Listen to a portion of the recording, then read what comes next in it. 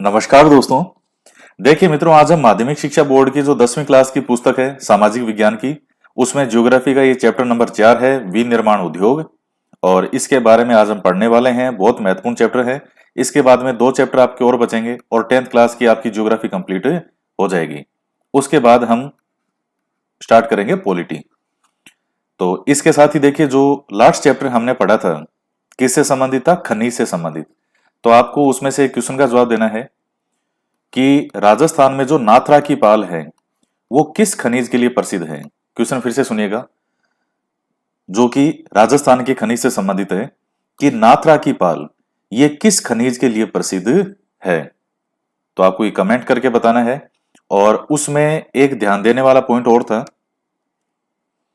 ये देखिएगा, ये जो कोयला हमने लास्ट चैप्टर में पढ़ा था उसमें यह था कि कोयला 1814 में रानीगंज में निकाला गया था। ये 1814 जो है ये गलत है, ये गलत प्रिंट हुआ है। इसकी सही जगह प्रिंट है 1774। तो ये आप ध्यान में रखें, 1774 ये सही होगा, 1814 से ही नहीं है। तो आज का जो हमारा चैप्टर है ये है विनिर्माण उद्योग, उद्योगों से संबंधित है। और ये आपका चाहे रीट का एग्जाम हो चाहे कोई भी एग्जाम हो, उनमें उद्योग एक बहुत महत्वपूर्ण पॉइंट, एक बहुत महत्वपूर्ण टॉपिक है। तो आइए हम शुरुआत करते हैं। सबसे पहला है परिचय। तो सबसे पहले हम शुरुआत करते हैं परिचय। क्या है कि कृषि और खनन क्रियाओं के द्वारा प्राप्त किए गए पदार्थों को रासायनिक और भौतिक गुणों को मानव उपयोग के लिए बहुआयामी रूप में परिवर्तन करने की क्रिया को उद्योग कहा जाता है। जैसे कपास से सूती वस्त्रों का निर्माण करना। अब उद्योग किसको कहेंगे? खेती के द्वारा या इससे जो भी हम उत्पादन होता है उसका उपयोग किसके लिए करना? मानव उपयोग के लिए बहुआयामी रूप में परिवर्तन करने, यानी कई तरह के उपयोग के लिए किया जाता है। और किसके द्वारा? खनन क्रियाओं के द्वारा। तो इनके द्वारा जो भी मानव उपयोग के लिए प्रयोग किया जाएगा, उसका निर्माण किया जाएगा इस कच्चे माल का, उसको हम कहेंगे, उस इंडस्ट्री को क्या कहते हैं? उद्योग कहते हैं उसे। अब जैसे कपास है तो इससे सूती वस्त्रों का निर्माण करना। वर्तमान अर्थव्यवस्था के आधार स्तंभों में उद्योग महत्वपूर्ण कड़ी है, जिससे जहां रोजगार का सृजन होता है वहीं उत्पादन से व्यापार तथा संबंधित आर्थिक घटकों का विकास होता है, जो आधुनिक अर्थव्यवस्था को गति प्रदान करता है। भारत में उद्योग साक्ष्य के रूप में सूती कपड़े, मिट्टी के बर्तन और कांसे की मूर्तियां सिंधु सभ्यता में मिलना तथा कुतुब मीनार के पास स्थित जंग-रोधी लोहा स्तंभ प्राचीन भारतीय औद्योगिक विकास का द्योतक है। तो ये कह रहा है कि कहां कहां हमें किस समय के इसके जो मिलते हैं साक्ष्य, प्रमाण जो हैं, साक्ष्य यानी प्रमाण। तो ये सूती कपड़े, मिट्टी के बर्तन, कांसे की मूर्तियां। तो आप जब सिंधु घाटी सभ्यता पढ़ते हैं तो उस समय भी पढ़ते हैं कि हमारा व्यापार होता था। मेसोपोटामिया की मोहर भी मिली है यहाँ सिंधु सभ्यता में। तो वो चीज ये बताती है कि हमारा व्यापार कहां तक था। और कुतुब मीनार के पास स्थित जंग-रोधी लोहा स्तंभ, तो ये प्राचीन भारतीय औद्योगिक विकास का द्योतक है। यहां तक कि भारत तक धातु, वस्त्र, स्वर्ण आभूषण, जहाज रानी जैसे कुटीर तथा लघु उद्योगों के विकसित स्वरूप के कारण भारत सोने की चिड़िया के नाम से विख्यात था। परंतु अंग्रेजी आगमन तथा उनकी दमनपूर्ण नीतियों के कारण भारतीय अर्थव्यवस्था की रीढ़ की हड्डी कहे जाने वाले कुटीर और लघु उद्योगों को नष्ट किया। तो दोस्तों ये चीजें आप देखिए, ये इस एक पैराग्राफ को हमने पहले कई चैप्टर में समझा है। एक तो 72 भारत के जो भी चैप्टर आए हैं जो हिस्ट्री में, उनमें सब में आपने पढ़ा है कि भारत का दूसरे देशों के साथ कहां कहां व्यापार होता था, कितना भारत जो है दूसरों की कंपैरिजन में समृद्ध था, उन्नतशील था। सारी दुनिया का सोना आकर के इकट्ठा कहां होता था? भारत में। लेकिन उसके बाद में जैसे कई शासन आएंगे, सल्तनत काल आएगा, मुगल काल आएगा, लेकिन ये भारत में ही रहे, यहीं बसे, यहीं जिए, यहीं मरे। तो वो हिंदुस्तान का जो सोना, जो यहाँ का सब कुछ था, अर्थव्यवस्था, उसको नुकसान ही पहुंचा। वो बाहर नहीं गए यहाँ का सोना। लेकिन अंग्रेज जब आते हैं तो अंग्रेज यहाँ पर 200 साल तक केवल भारत को लूटते हैं और यहाँ से सारा सामान, यहाँ का हर चीज, प्रोडक्ट, यहाँ से कच्चा माल ले लेकर के और कहाँ चले गए? यूरोप। तो अंग्रेजों के आने के बाद से हमारे सारे उद्योग धंधे सब कुछ जो है वो खत्म हो गया।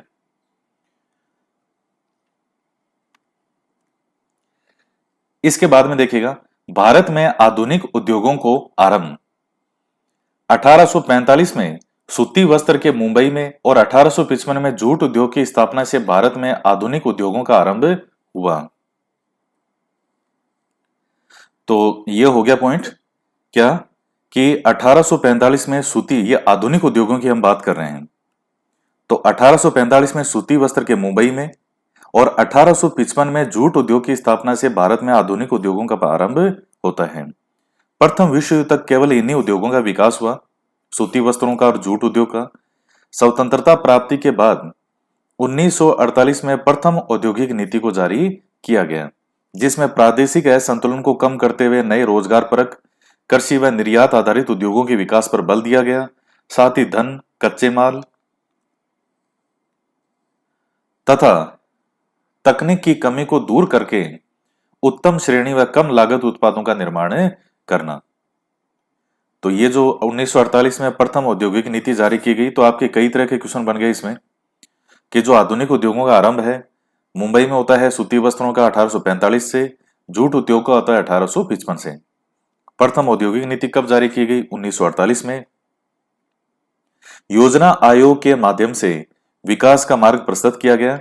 योजना आयोग ने विभिन्न पंचवर्षीय योजना के माध्यम से लोहा इस्पात उद्योग, सूती वस्त्र, सीमेंट उद्योग, कागज उद्योग, चीनी उद्योगों का विकास किया गया। तो इसमें ये 2-3 पॉइंट आपके लिए एग्जाम के पॉइंट ऑफ व्यू से हैं, बाकी आपकी समझने की चीजें हैं। अब आता है भारत में लोहा इस्पात उद्योग। यह उद्योग भारत ही नहीं, विश्व में औद्योगिक विकास का आधार स्तंभ रहा है। कौन सा? लोहा इस्पात उद्योग। साथ ही अन्य उद्योगों की जननी भी कहा जाने वाला उद्योग, जिसकी स्थापना भारत में पश्चिम बंगाल में कुल्टी नामक नगर बाराकर आयन वर्कर्स के नाम से स्थापित हुई। तो दोस्तों इसमें कई पॉइंट आपके लिए महत्वपूर्ण है। क्या? एक तो जो लोहा इस्पात उद्योग है उसको अन्य उद्योगों की जननी कहा जाता है, क्योंकि इससे कई इंडस्ट्री और जुड़े हुए हैं, कई प्रोडक्ट और आगे बनते हैं।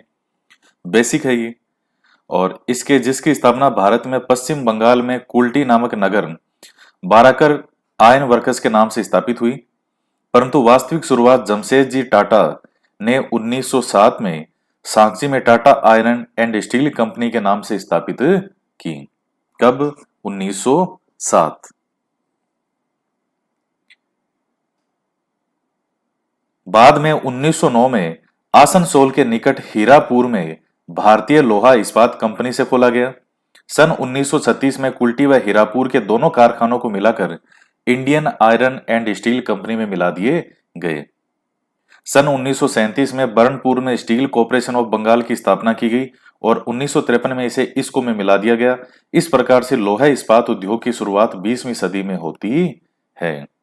तो ये कई महत्वपूर्ण जानकारियां हैं। तो मित्रों ये इसमें आप चीजें जो है ये ध्यान में रखिएगा।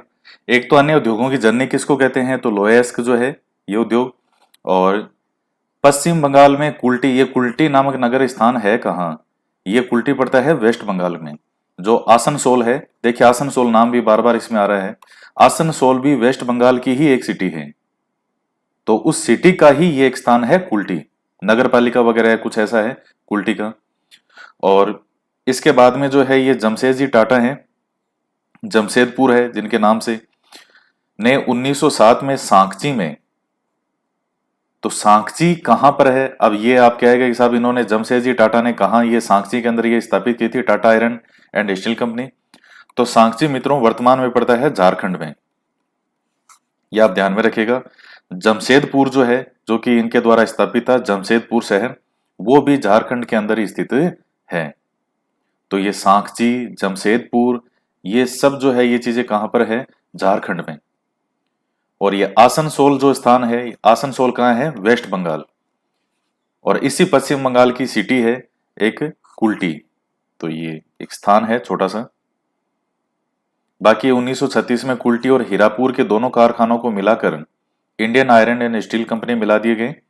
और 1937 में बर्नपुर में स्टील कॉर्पोरेशन ऑफ बंगाल की, ये बर्नपुर का यही आसनसोल के अंदर स्थित है, बर्नपुर जो आसनसोल में स्थित है। और 1953 में इसे इसको में मिला दिया गया। इसको कहां पर है? इसको भी यही है आसनसोल के अंदर। तो ये सब जो आप कंपनी वगैरह ये सब देख रहे हैं लगभग कहां पर है, वेस्ट बंगाल में, केवल इस सांची को छोड़ करके, तो बाकी सब वेस्ट बंगाल में है। ये जैसे मैप है इसमें देखिएगा, ये जमशेदपुर तो आप देख रहे हैं, तो ये तो झारखंड की तरफ है, ये रहा झारखंड यहां पर। और जो बाकी वेस्ट बंगाल है, तो वेस्ट बंगाल की संरचना भी देखिए कहां तक जा रही है, सिक्किम, भूटान।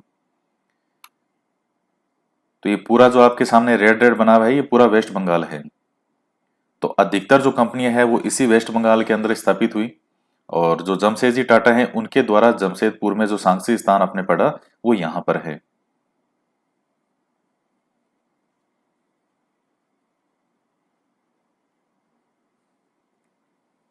नेक्स्ट पॉइंट है कि स्वतंत्रता के बाद इस उद्योग का विकास विभिन्न पंचवर्षीय योजनाओं के माध्यम से किया गया, जिसमें द्वितीय पंचवर्षीय योजना में ब्रिटिश सहयोग से दुर्गापुर, ये दुर्गपुर या दुर्गापुर जो है पश्चिम बंगाल में, ये जो अभी हमने ऊपर नाम देखे आसनसोल वगैरह वो इसी दुर्गापुर के पास में है।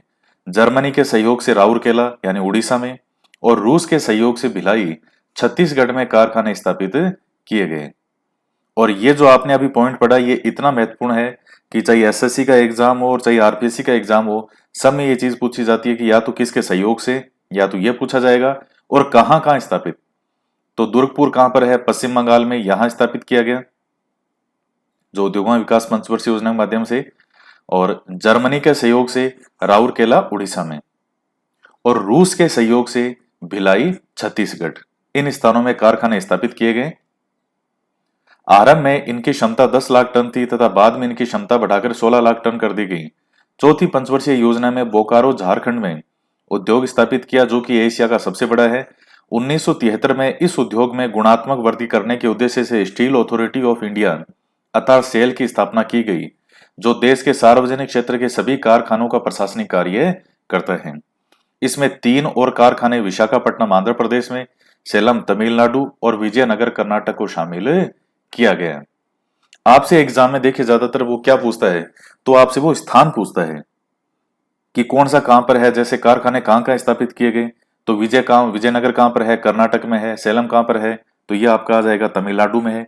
तो इस प्रकार से वो ये पूछता है। बोकारो कहां पर है, झारखंड है, ये पहले भी कई बार आया है। और इनको आपस में आपको कैसे याद करना है, देखिए अब कई बार ब्रिटिश से दुर्गापुर में ये कई बार पूछा गया, तो इसमें शुरू ब्रिटिश में क्या आ रहा है, बी आ रहा है, बी। और यहां पर ये देखिएगा, और आगे इसमें देखिए दुर्गापुर, दुर्गपुर में क्या आ रहा है, डी आता है, डी से दुर्गापुर। तो बीडी याद रख लेना है क्योंकि वहां आपको मिलान ही करना होगा, बी से ब्रिटिश और डी से दुर्गपुर। और दुर्गपुर का है तो ये तो बंगाल आपको याद ही होना चाहिए। अब है जर्मनी के सहयोग से राउरकेला, तो जर्मनी में पहला क्या है अक्षर, जय, और राउरकेला में रा, तो एक नाम याद कर लीजिए जरा। तो जब भी मिलान करना होगा तो आपको याद आएगा जय से जर्मनी, और इसके सहयोग से कौन सा, राउरकेला में कारखाना खोला गया, तो हो गया जरा। फिर है रूस के सहयोग से भी, तो पहला अक्षर है रू, इसमें है भी, रूबी, रूबी नाम भी होता है, और रू भी कर दीजिए इसको, रूबी। तो वहां आपको मिलान करना होगा। अब ये है कहां पर, तो ये तो देखिए कॉमन नाम है, भिलाई छत्तीसगढ़ में है, राउरकेला उड़ीसा में है। और इसमें रा ऊ, तो रा से राउरकेला और ऊ से उड़ीसा। और ये आपको नहीं होता तो कई बार ये, अब कई बार जैसे मान लीजिए जो जयपुर की भाषा है, तो जयपुर की जो लोकल लैंग्वेज है उसमें हर नाम के आगे छह लगता है, मैं बोलियो छह, मैं करियो छह। तो इसमें कर दिया कि बिलाई छह, ऐसे याद करना, बिलाई होती है ना, बिलाई जैसे बिल्ली को बिलाई कहते हैं, तो उस बिलाई की जगह आप भिलाई कर दो कि कौन छह के भिलाई छह, बिलाई छह, तो छह से आगे छत्तीसगढ़ हो जाएगा। तो जचे जैसे याद करो, लेकिन आप इस तरह से अगर याद करोगे ट्रिक से थोड़ा बहुत मिला करके, तो ये चीजें आपको अच्छे से याद हो जाएगी। और वहां कोई आपको 20 वर्ड में 50 वर्ड में ऐसे कोई लिखना नहीं है, केवल मिलान ही करना है। 4 ऑब्जेक्टिव टाइप आएंगे, ऑब्जेक्टिव टाइप आएगा, क्वेश्चन 4 हैं और उसमें से एक क्लिक करना है। तो इसी तरीके से क्वेश्चन सही होते हैं। यह उद्योग कच्चे माल तथा सस्ते परिवहन पर आधारित उद्योग है। इस कारण इसकी स्थापना कच्चे माल अर्थात लोहे अयस्क, कोयला, मैंगनीज तथा कम परिवहन अर्थात खानों के समीप के क्षेत्रों के समीप होती है। भारत में लोहे इस्पात उद्योग की निम्न इकाइयां स्थापित है। तो अब कौन कौन सी है वो भी हम देखेंगे। तो ये कच्चे माल और सस्ते परिवहन पर आधारित उद्योग है। इसकी स्थापना कच्चे माल अर्थात लोहे अयस्क, कोयला, मैंगनीज, कम परिवहन अर्थात खानों के समीप के क्षेत्रों के समीप होती है। जहां खान है, जहां से इन चीजों का खनन किया जाता है, वहीं आसपास ही जो है ये स्थापित किए जाते हैं उद्योग, ताकि परिवहन का खर्चा कम हो, आसपास ही जो है वो इजीली सुविधा रहे। तो भारत में लोहे इस्पात उद्योग की निम्न इकाइयां स्थापित है। कौन कौन सी है? तो ये आपके सामने एक सारणी है कि भारत में लोहे इस्पात की इकाइयां। सबसे पहली है टिस्को। तो टिस्को कहां पर है? स्थान है जमशेदपुर। जमशेदपुर कहां पर है? झारखंड में। तो लोहे अयस्क प्राप्ति के क्षेत्र कौन कौन से हैं? कोयला प्राप्ति के क्षेत्र कौन से हैं? मैंगनीज प्राप्ति के क्षेत्र कौन से हैं? जल प्राप्ति के क्षेत्र कौन से हैं? और बाजार कहाँ कहाँ है आसपास, और उत्पादन क्षमता कितनी है? आपके लिए इसमें महत्वपूर्ण ये है कि उत्पादन क्षमता कोई ऐसा महत्वपूर्ण नहीं है, ना ये बाजार वाला पॉइंट ऐसा महत्वपूर्ण है। आपके लिए महत्वपूर्ण है कि ये इकाई का नाम और इसके साथ ही स्थान और इसके साथ ही लोहे अयस्क प्राप्ति क्षेत्र या कोयला प्राप्ति क्षेत्र और एक मैंगनीज वाला। तो ये सबसे ज्यादा महत्वपूर्ण है। तो टिस्को जो है ये कंपनी कहां पर है? जमशेदपुर में है। और लोहे अयस्क प्राप्ति के क्षेत्र कौन से हैं? नोआ मंडी तथा गुरु मिसानी खानों से। तो ये नाम आपको अटपटे लगेंगे शुरू में, लेकिन थोड़ा तो पढ़ना ही पड़ेगा आपको बार बार। कोयला प्राप्ति के क्षेत्र कौन से हैं? तो झरिया और बोकारो। तो ये झारखंड के स्थान है। और मैंगनीज प्राप्ति के क्षेत्र कहाँ है? तो क्यूजर की जोड़ा खानों से। जल प्राप्ति के क्षेत्र स्वर्ण रेखा और खारकोई नदियों से। और बाजार कोलकाता तथा मुंबई और समीप का क्षेत्र। अब आता है इसको। पहले थी टिस्को, फिर है इसको, फिर है बिस्को। तो इसको कहां पर है? कुल्टी, हीरापुर, बर्नपुर, ये सब स्थान कहाँ के हैं? सब वेस्ट बंगाल के हैं। लोहे अयस्क प्राप्ति के क्षेत्र कौन से हैं? सिंह भूमि है, मयूरगंज, कोलन, क्योंझर खानों से। रानीगंज, झरिया और रामनगर से कोयला प्राप्ति क्षेत्र है इनका। मैंगनीज उड़ीसा और झारखंड से। जल प्राप्ति का क्षेत्र दामोदर और उसकी सहायक नदियों से। और बाजार वगैरह ये है। अब आता है विस्को। तो ये विस्को जो है ये कहां पर है? भद्रावती। और भद्रावती स्थान कहां पर है? महाराष्ट्र में। तो ये केमरगुड्डी खानों से, स्थानीय लकड़ी के कोयले से, स्थानीय स्तर पर भद्रावती नदी और ये बेंगलोर और समीप का क्षेत्र। इसके बाद में आता है राउरकेला इस्पात कारखाना। तो राउरकेला कहां पर है? राउरकेला में। राउरकेला कहां है? उड़ीसा में। तो ये सुंदरगढ़ तथा क्यूंझर की खानों से, झारिया तथा तलचर की खानों से, बासा पानी तथा बोलानी खानों से। तो ये सब हैं कि कोयला प्राप्ति यहां से होगी इनसे, मैंगनीज, बासा पानी और बोलानी खानों से। जल प्राप्ति क्षेत्र ब्राह्मणी नदी से और समीप का औद्योगिक क्षेत्र वगैरह ये है। अब आता है भिलाई इस्पात कारखाना। ये कहां पर है? भिलाई। और भिलाई कहां पर है? छत्तीसगढ़ में। तो डल्ली राजहरा की खानों से प्राप्त होता है लोहे अयस्क। कोरबा और कारगिली खानों से होता है कोयला। और मैंगनीज जो है वो भंडारा और बालाघाट की खानों से। जल प्राप्ति का क्षेत्र स्थानीय स्तर पे, जो भी वहां नदी वगैरह है आसपास जो भी बहती हैं। और बाजार इसके लिए समीप का औद्योगिक क्षेत्र। इसके बाद आता है दुर्गापुर इस्पात कारखाना। दुर्गापुर कहां पर है? वेस्ट बंगाल। नोआ मंडी तथा गुआ खानों से। और इसके बाद कोयला प्राप्ति क्षेत्र तो झरिया तथा रानीगंज से। और इसके अलावा क्योंझर की जामदा खानों से मैंगनीज प्राप्त होता है। पानी कहां से आता है? दामोदर और सहायक नदियों से, कोलकाता तथा उसके समीप का क्षेत्र। इसके बाद में आता है बोकारो कारखाना। तो ये कहां पर है? बोकारो। बोकारो झारखंड में है। क्योंझर की कीरीबुरू खानों से ये लोहे अयस्क प्राप्त होता है। झरिया से कोयला प्राप्त होता है। क्योंझर की जो खानों से मैंगनीज प्राप्त होता है। और दामोदर और बोकारो जो है वो यहाँ पर नदियां हैं। कोलकाता तथा मुख्य समीप का क्षेत्र, इसके आसपास का जो क्षेत्र होता है वहां पर ये इसका बाजार। तो इसके बाद में देखिएगा विशाखापट्टनम इस्पात कारखाना। विशाखापट्टनम कहां पर है? आंध्र प्रदेश में। और बेलाडीला खानों से लोहे अयस्क प्राप्त होता है। कोयला दामोदर घाटी से, मैंगनीज उड़ीसा और छत्तीसगढ़ से। और तटवर्ती भाग से ये पानी वगैरह ये समीप का औद्योगिक क्षेत्र। तो ये शुरू के 3-4 पॉइंट हैं, ये आपके लिए सबसे महत्वपूर्ण है। और ये थोड़ा धुंधला दिख रहा होगा, ये इसमें धुंधला ही है। जैसे पहले तो कौन सा इस्पात कारखाना है, कहां पर स्थित है और कौन सी खानों से निकाला जाता है, ये सबसे महत्वपूर्ण, और कोयले का भी महत्वपूर्ण है और मैंगनीज का भी महत्वपूर्ण है। ये यहां तक आपके लिए जो है शुरू के ये 4-5 पॉइंट, ये सब के लिए आपके ये शुरू से 8 पॉइंट है, टोटल 8 हैं कारखाने जो भी हैं ये, तो ये आपके लिए महत्वपूर्ण है। 2015 में भारत विश्व भर में कच्चे लोहे का तीसरा सबसे बड़ा उत्पादक देश बन गया है, जबकि वर्ष 2003 में वह 8वें स्थान पर था। Bharat direct reduced iron DRI या स्पंज आयरन का सबसे बड़ा उत्पादक है। चीन और अमेरिका के बाद भारत विश्व भर में तैयार इस्पात का तीसरा सबसे बड़ा उपभोक्ता है। इस्पात क्षेत्र देश के सकल घरेलू उत्पाद में लगभग 2% का योगदान देता है और 6 लाख से अधिक लोग इस क्षेत्र में कार्यरत हैं। तो इसमें ये 2-3 पॉइंट आपके लिए महत्वपूर्ण है कि लगभग जो अभी जीडीपी है उसमें कितना इसका योगदान होता है, तो लगभग 2% का। और इसके बाद में कौन सा इसका स्थान है, तो ये देखिए करंट का देखें आप, क्योंकि कई बार ये बदलता रहता है स्थान, कोई फिक्स तो होता नहीं है। स्थान फिक्स है कि कौन सी खाने कहाँ पर है, कौन सा स्थान कहाँ पर है, लेकिन ये जो रैंकिंग वाले हैं तो ये चीजें चेंज होती रहती है समय के साथ साथ। तो कभी कोई करंट से जुड़ा हो कि साहब इसका स्थान ये हो गया अब, तो वो आप देख लीजिएगा। करंट की मैगजीन आपको मंथली कोई ना कोई पढ़ते रहना चाहिए। इसके बाद में है सूती वस्त्र उद्योग। यह उद्योग भारत का प्राचीन उद्योग रहा है। भारतीय वेदों व सिंधु घाटी सभ्यता में वस्त्र निर्माण का वर्णन मिलता है। यह ऐसा उद्योग है जिसमें सर्वाधिक रोजगार का सृजन होता है और इस कारण यह उद्योग विस्तार, उत्पादन और रोजगार की दृष्टि से देश में प्रथम है। विश्व में सूती वस्त्र उत्पादन में भारत चीन के बाद दूसरा बड़ा देश है।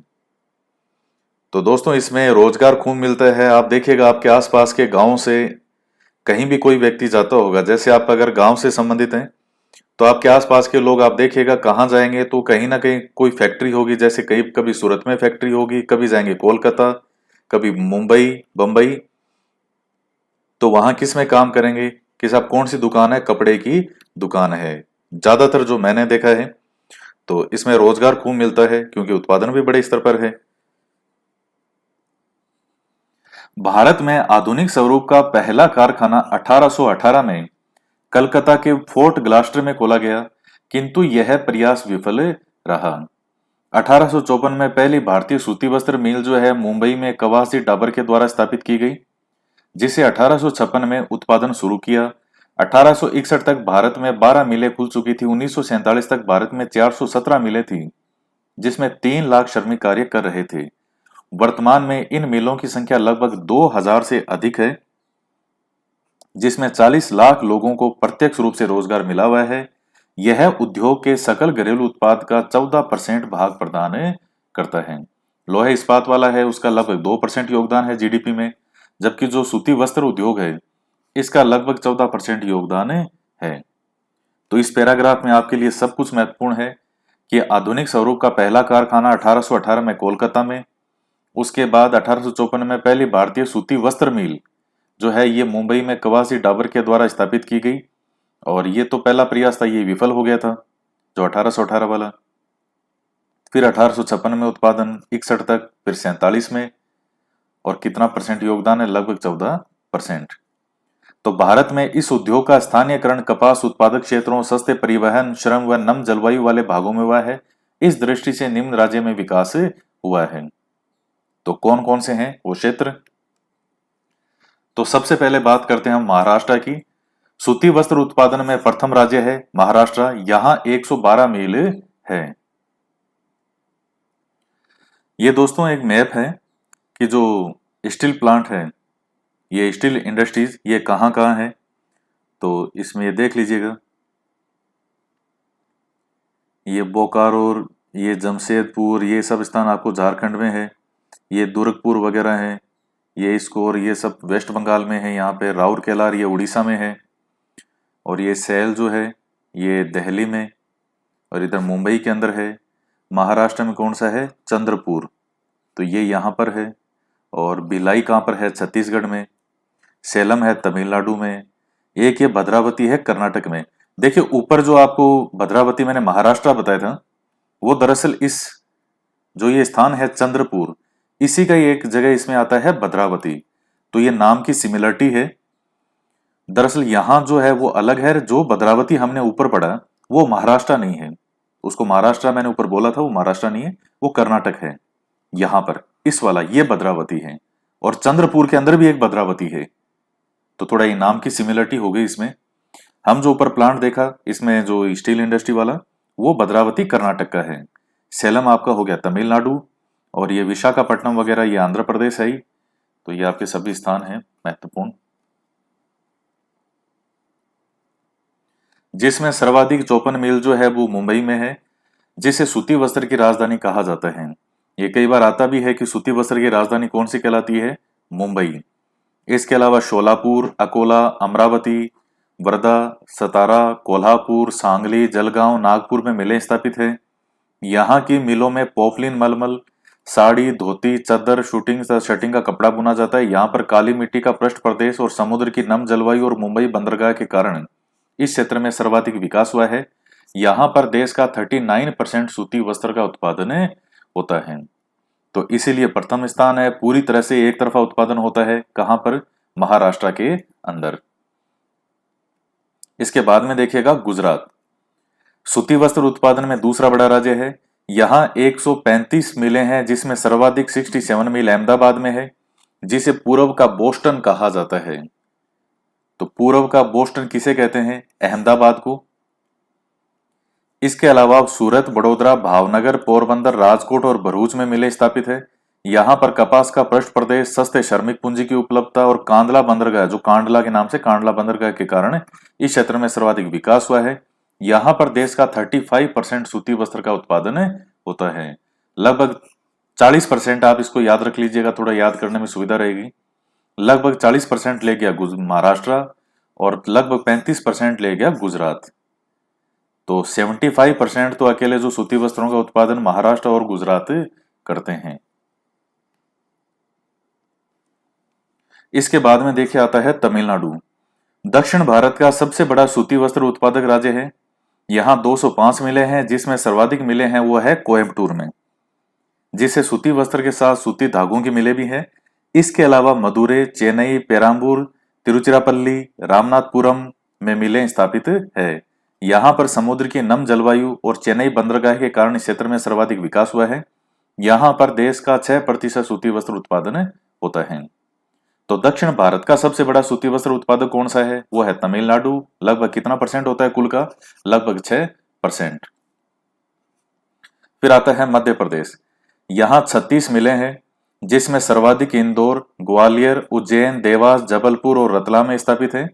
यहाँ पर विभिन्न परिवहन मार्गों से जुड़े होने तथा अधिक जनसंख्या से सस्ते श्रमिक के कारण इस क्षेत्र में सर्वाधिक विकास हुआ है। यहाँ पर देश का 5% सूती वस्त्र का उत्पादन होता है। तो मध्य प्रदेश के अंदर आपको ध्यान में देखिए मिलें कितनी है, ये कोई महत्वपूर्ण नहीं है। आपसे किसी मिल का नाम लेके पूछ सकता है कि ये कहां पर स्थित है, जैसे जबलपुर के अंदर या रतलाम में नाम लेकर पूछ लिया कि ये कौन से राज्य में है, इस तरीके से पूछ सकता है। या लगभग ये देश का कितने % उत्पादन करता है, तो वो आपसे पूछ सकता है। तो आप ध्यान में रखिएगा, लगभग 5% करता है ये। इसके बाद में देखिए आता है वेस्ट बंगाल। यहां पर 45 मिले हैं, जिसमें सर्वाधिक केंद्रीयकरण हुगली नदी क्षेत्रों में कलकत्ता, हुगली, हावड़ा और 24 परगना से है। हावड़ा ब्रिज भी है वेस्ट बंगाल में। यहां कपास की आपूर्ति इन अन्य राज्यों से होने के बाद भी स्थानीय मांग अधिक होने से और कोलकाता बंदरगाह के कारण परिवहन मार्गों से जुड़े और अधिक जनसंख्या से सस्ते श्रमिक के कारण इस क्षेत्र में सर्वाधिक विकास हुआ है। तो सूती वस्त्र में भी कुछ यहाँ पर पश्चिम बंगाल में भी है। फिर आता है राजस्थान। राजस्थान में सूती वस्त्र उद्योग अभी नई अवस्था में है, नूतन अवस्था में है।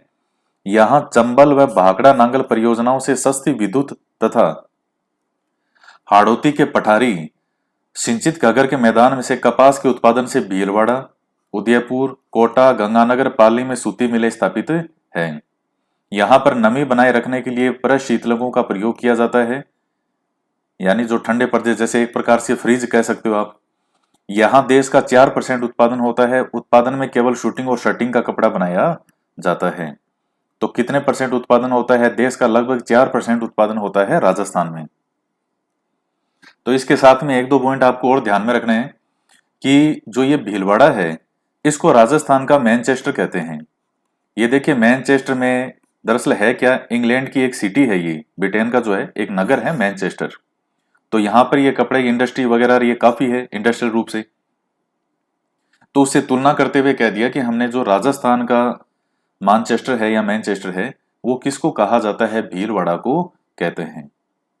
तो ये पॉइंट भी आपको इसमें ध्यान में रखना है। और अब है अन्य राज्य में। तो उत्तर प्रदेश जो कि पूर्णतया आयातित कपास से सूती वस्त्रों का निर्माण कानपुर, मुरादाबाद, हाथरस, वाराणसी, पंजाब में अमृतसर, लुधियाना, फगवाड़ा, कर्नाटका में बेलारी, मैसूर, बेंगलोर, आंध्र प्रदेश में, तेलंगाना क्षेत्र की कपास की सुविधा से हैदराबाद, वारंगल, गुंटूर, केरल व बिहार में सूती वस्त्र उद्योग स्थापित हैं। तो जो सारे महत्वपूर्ण थे वो राजस्थान तक आ गए। इसके अलावा भी अब ऐसे तो है नहीं कि कहीं और है ही नहीं, तो ये कई स्थानों पर भी उपलब्ध हैं थोड़ी थोड़ी मात्रा में। तो जैसे कर्नाटक में ये बेलारी, मैसूर, बेंगलोर ये हो जाएगा, और ये वारंगल, गुंटूर, केरल और बिहार में भी है। यूपी में ये कानपुर, मुरादाबाद, हाथरस, वाराणसी, ये पंजाब में अमृतसर, लुधियाना, ये तो फेमस है काफी। भारत में सूती वस्त्र उद्योग ने आजादी के पश्चात 12 गुना वृद्धि की है।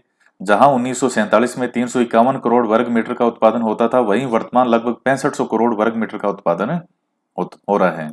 परंतु स्थानीय अधिक मांग अधिक होने के कारण उत्पादन का अधिकांश भाग देश में ही खपत हो जाता है, क्योंकि इतनी बड़ी जनसंख्या है भारत में, और तो कपड़ा तो पहनते ही हैं, तो यही खप जाता है ज्यादातर। इसके बाद जो बचेगा फिर हम वो यूरोपीय देश हैं, अफ्रीका हैं, खाड़ी देशों को निर्यात किया जाता है। इसके अलावा भारतीय सूती वस्त्र उद्योग निम्न श्रेणी का कच्चा माल, पुरानी मशीनें, कारखाने, कृत्रिम रेशे से निर्मित उत्पाद और उत्पादन से ज्यादा लागत के जैसी समस्याओं से भी ग्रसित है। तो इसके साथ कई समस्याएं भी है। कच्चा माल भी कोई बेहतरीन उतनी क्वालिटी का नहीं होता हर जगह, पुरानी मशीनें, कारखाने हैं, कृत्रिम रेशों से निर्मित उत्पाद होता है, उत्पादन से ज्यादा लागत आती है। तो इनके कारण भी ये भी कई समस्याएं हैं। तो आज के वीडियो में इतना ही। नेक्स्ट वीडियो जो है वो हम देखेंगे सीमेंट उद्योग के बारे में। तो आज के वीडियो में इतना ही। इसको बार बार रिवाइज कीजिएगा, रिपीट कीजिएगा। बहुत जबरदस्त जीके का भंडार भरा हुआ है इन चैप्टर में, तो बड़े बड़े चैप्टर हैं। तो आज के वीडियो में इतना ही। वीडियो को लाइक जरूर करें, शेयर भी करें। तो मिलते हैं नेक्स्ट वीडियो में एक नए टॉपिक के साथ। जय हिंद, जय भारत।